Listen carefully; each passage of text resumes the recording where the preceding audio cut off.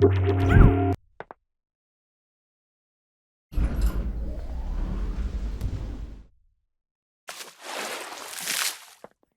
we see the Sigma 2 material.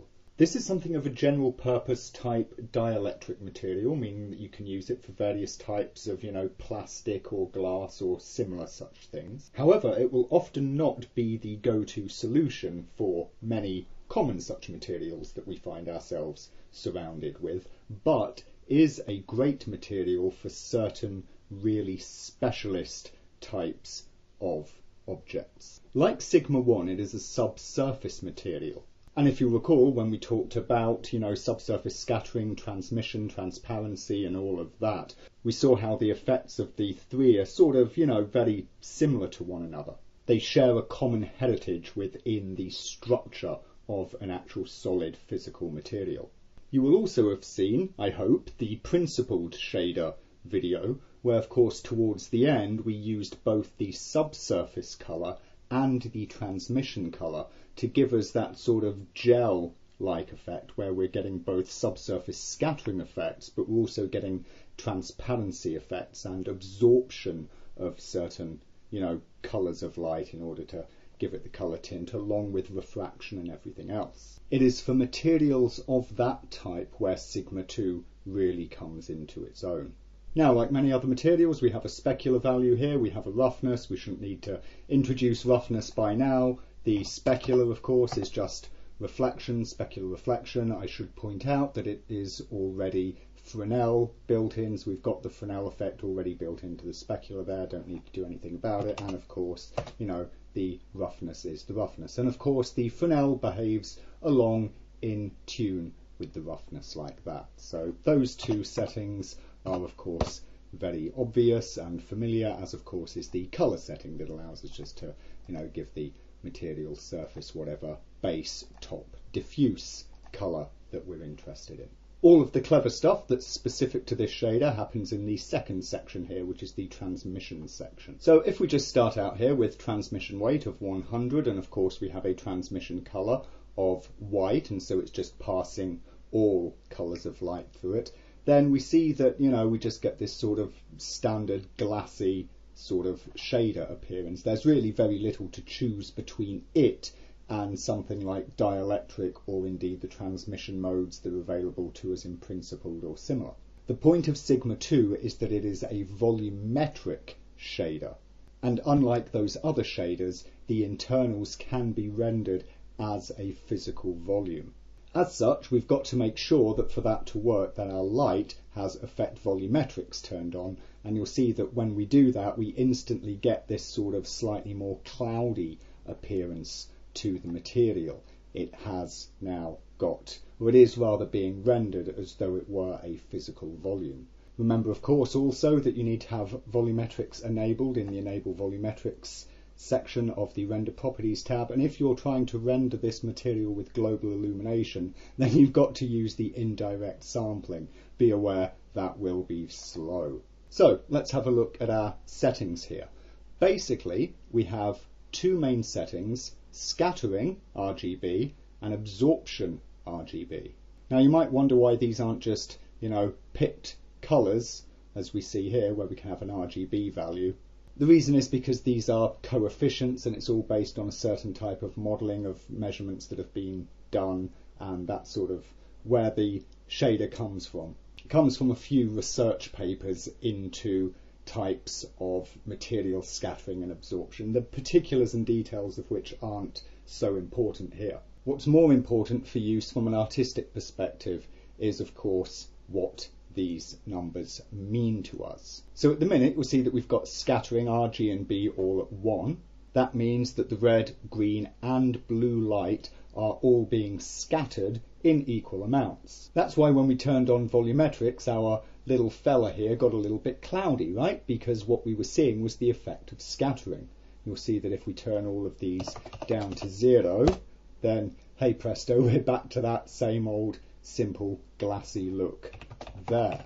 Notice as well that with the scattering we have this scale parameter, which, like the other subsurface materials and the other transparent materials, dictates how far into the material light is travelling before it starts to, fully experience these scattering and absorption effects. So you'll see that if we put this down to, I don't know, let's say 10 millimeters, then of course the scattering is much more immediate. And now it is at this point that we really start to see, just as this is refining up, how this shader differs from the other subsurface scattering or glassy transparent type materials that we do have.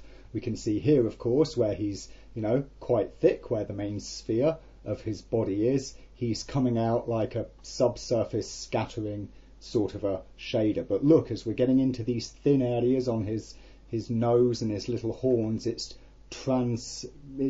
becoming transparent. It's changing over to this transparency as his body becomes thinner, and we get this really quite complex sort of effect starting to take place. Now, of course, we tweak the way that scattering works. If you remember, of course, sigma 1, and we saw how we could easily change the scattering parameter of red, green and blue light, and how, of course, we could control the depth of each of those, then we can control also these coefficients individually. So if I set, for instance, the green and the blue to 0, then we start to see some, unusual effects like this. So now we're seeing this green and blue light come through him, so he's glassy and transparent to the green and blue wavelengths, but he's a subsurface scattering object to the red wavelengths, and we see that we start to get this more complex look. Normally you wouldn't have something like that, so let's try it at 0.6 for both of those, shall we? So now he is, of course, more scattery still, but you can see now that on his tips, where he is thin, where he is transparent, that is, then he is, of course, picking up this greeny blue tint, and of course we can also see that over the main areas where his scattering is taking place, he's picking up a slightly pinkish tint, as of course we're seeing a bias towards the red in his scattering. Now, simply because these are coefficients doesn't mean that they can't be overdriven, and they certainly can. So we could put the red up to something like 5, you see, and bingo, now we start to get this other effect. It's not breaking physicality at all. Yeah, it's not like turning up diffuse beyond 100% or beyond 1. Rather, we're just modifying the coefficients that tell the surface how strong an effect is taking place within the surface itself.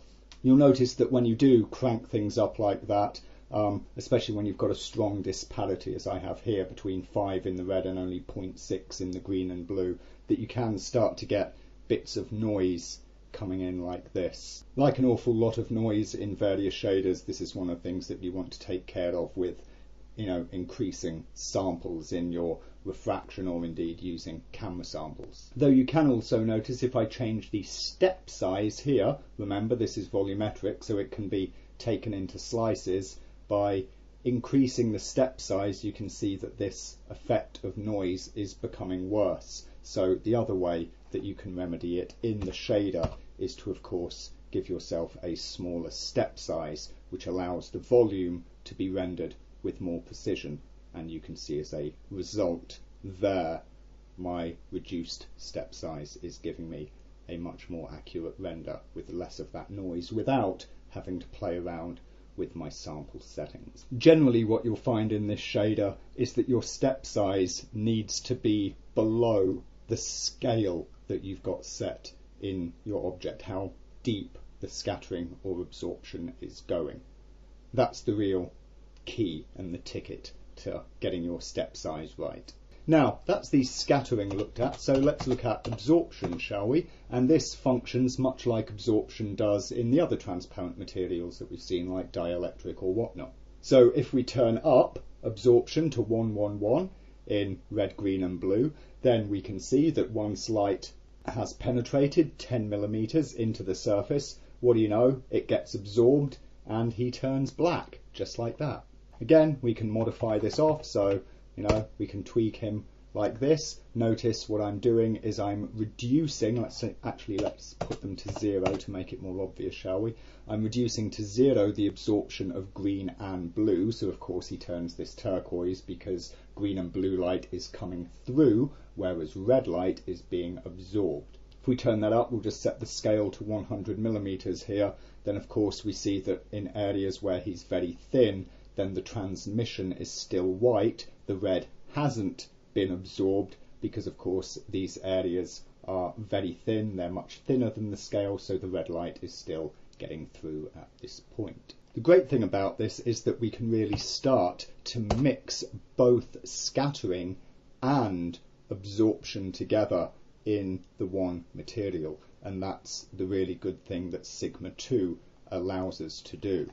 Thus you see, by going for a high scattering here in red, then I get this lovely, subsurface look to his main, his thicker areas, but by keeping the absorption in the red low and keeping the absorption high in the green and the blue, then I start to get this sort of effect where I've got a very red, glassy sort of appearance in his thin areas, but that of course transitions out very quickly as the surface becomes deeper and starts to become this much more solid looking object. Of course, again, we talked way back at the beginning with diffuse about the equivalencies that occur, with materials, so let's just set all of that to 1, and let's just set the absorption to, 0.2 on everything, right? And let's set the transmission colour here over to be red